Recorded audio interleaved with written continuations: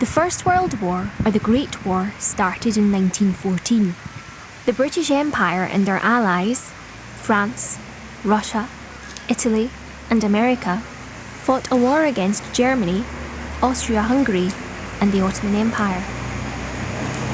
Millions of men joined the British Armed Forces and went to fight in the war. The conditions were terrible, and millions were killed or injured.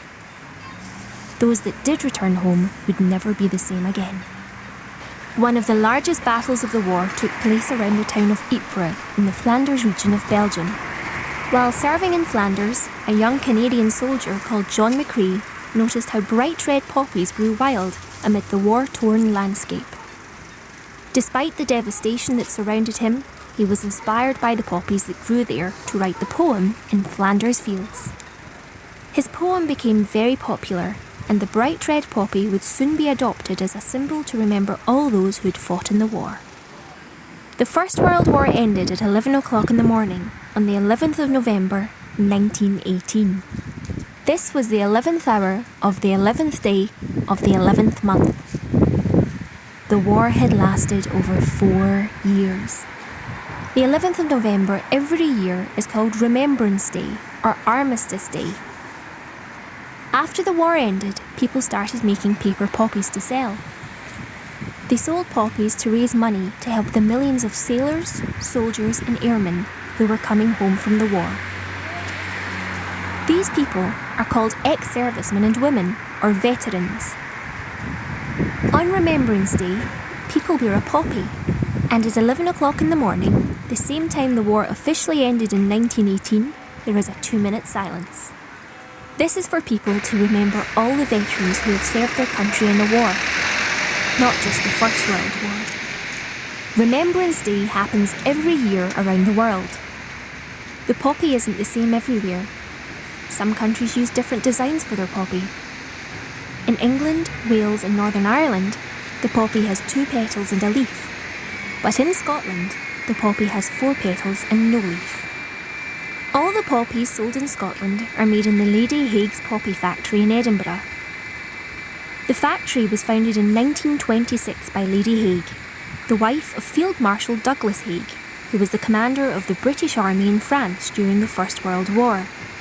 When the factory first opened, all the poppies were handmade by just 2 ex-servicemen with some red paper and a pair of scissors. Today, there are over 40 ex-servicemen with disabilities who work in the factory.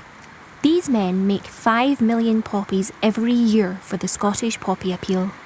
They also make more than 10,000 wreaths and tens of thousands of wooden remembrance symbols. These include Christian crosses, Muslim crescents, Sikh khandas, the Jewish Star of David, and a symbol for humanists.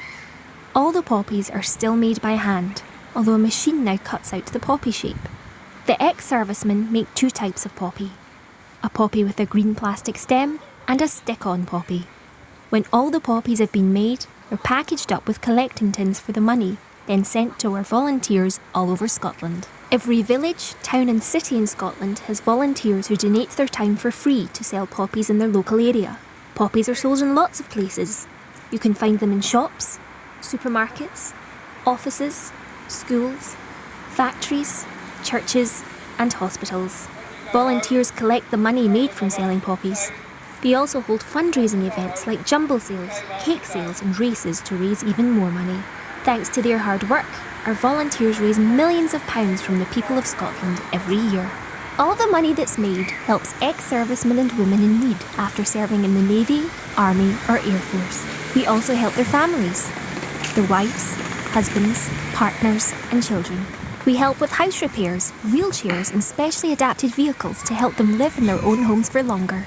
We also give money so they can retrain, start their own businesses or grow an existing business. And we give advice, information and support to deal with any problems that may be encountered along the way, helping them rebuild their lives.